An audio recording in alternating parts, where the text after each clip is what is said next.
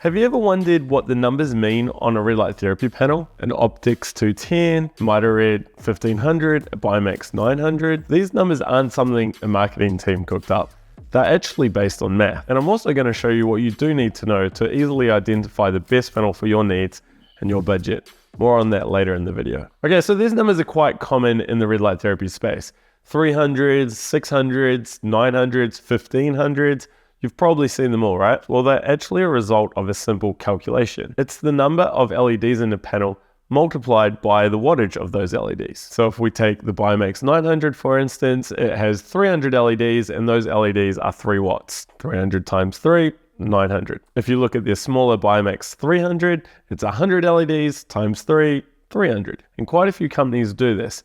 Mito Red Light have their Mito Pro 300 or their 750 or their 1500. Hugo Health have their Hugo Pro 300, 1500. Rojo Therapy have a 300, a 1500, a 3000. And there are many, many more as well. Now you may be thinking, well, this is great. It's easy for me to compare products from one company with another, right? Well, wrong. It actually makes things rather confusing.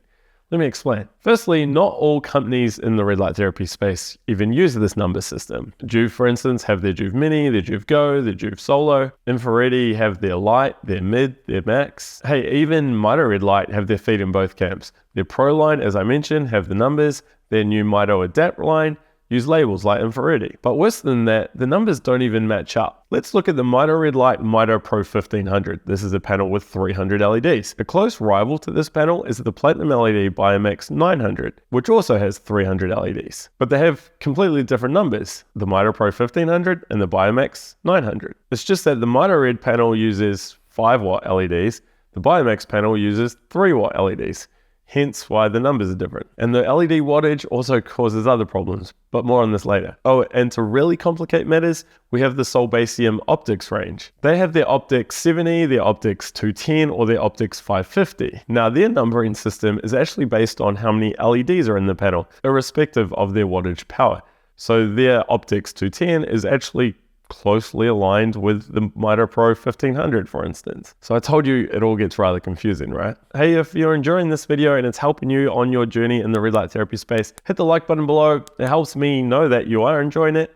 And also be sure to hit subscribe. I put out a lot of content like this, and I'm sure you're going to find a lot more value in future videos. Why does this happen? Why are companies doing this?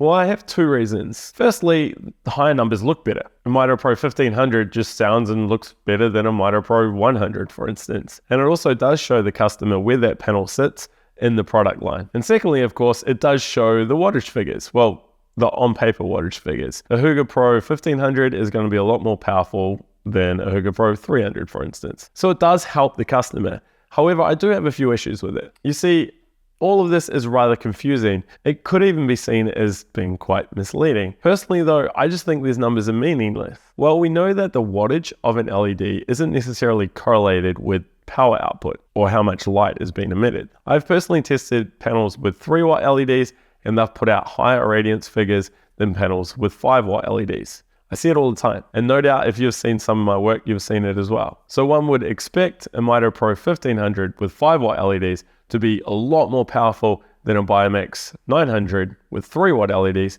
but in real world power output numbers are actually closely matched. Secondly, one could be led to believe that the numbers after a panel name show the total amount of energy or the total amount of electricity drawn from the wall. Because I will tell you now, the number listed is nothing close to the actual power output. So maybe it's something to do with the power input. But even this isn't the case. If you go and test these panels with a watt meter, which is something I have done, you'll quickly see that the wattage draw figures aren't even close to the model numbers. Let's look at some examples. The Bimax 900 with 300 LEDs has a wattage draw of 754 watts. The Mito Red Pro 1500, also with 300 LEDs, has a wattage draw of 806 watts. The Red Light Rising Advantage 1500 with 500 LEDs has a wattage draw of 1100 watts. However, it's the least powerful panel out of these 3 I just mentioned. So what's the takeaway here?